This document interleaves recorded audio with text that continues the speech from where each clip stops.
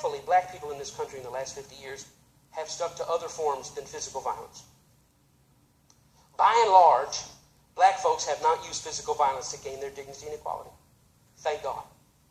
You know, a guy comes on the radio and calls a black woman a nappy-headed hoe.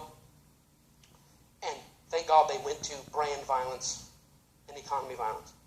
Because, you know, in this country 50 years ago, if a black man made something mark about a white woman, he wouldn't have gone brand violence, would he? And thank God black people don't use the language that they've been taught back on white people. Now, yes, there have been black vigilante cases, etc. Sure there have. But I'm telling you what if that man said that thing on the radio, nappy-headed hoes, and couldn't sit in a restaurant for fear for his life? Think of that, you're out in New York and somebody's waiting outside. And see, you say something wrong to a white woman 50 years ago, they come to your house, they snatch you out the front door, and last time you saw that kid was the last time you saw that kid.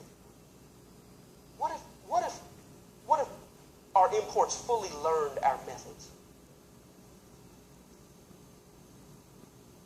Man, don't talk like that, Pastor. I'm not encouraging violence to anybody. I deplore violence. Let me say this, please, I'm not talking about violence, but let me ask Clear Channel this. Clear Channel, let me ask you this question.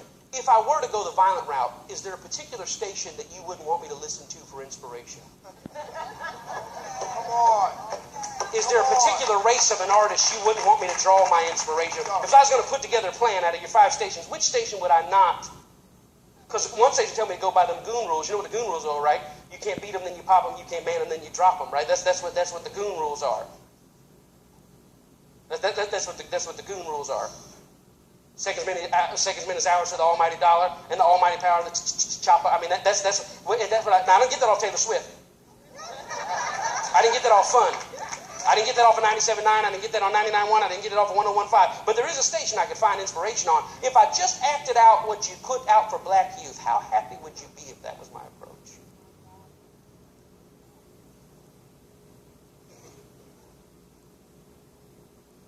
And you know, truth of the matter is, in our history, we don't have a lot of pictures of black people assaulting white people in the struggle for equality. We don't have it.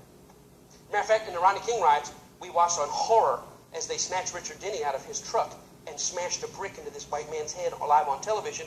And here, it's horrible. It's terrorism. I'm coming at the symbol, right? But why were we shocked? Because we never saw that before. Now, we've looked at Los Angeles and saw black people killing each other all day long. That is common on TV. But a black man being aggressive towards a white man just indiscriminately, we'd like, oh my gosh. Oh my gosh. But yet our National Archives are full of white men beating, hitting. How many pictures do we have of a German Shepherd open mouth this close to a black? We're riddled with that type of, that's the lesson we've taught. And then when somebody just gets snatched up and beat because of the color of his skin, we're like, oh, how dare they speak our own language back to us? And you know what? Can you blame? Say, no, black people they're wild by nature. Just look at Nigeria, they're killing each other over all the time. Yeah, and who was in Nigeria controlling it for the past 100 or so years? Nigeria's been free from British rule shorter than we have. Only 50 years since the white people picked up the stakes and left a divided, self-hated, trying to emerge and renew its mind people. There's only 2 theories. There's something wrong with blacks, or there's something wrong with the nation.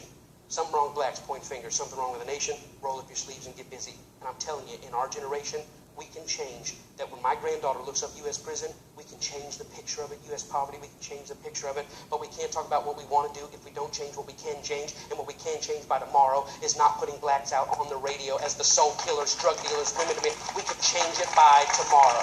We can change it by tomorrow.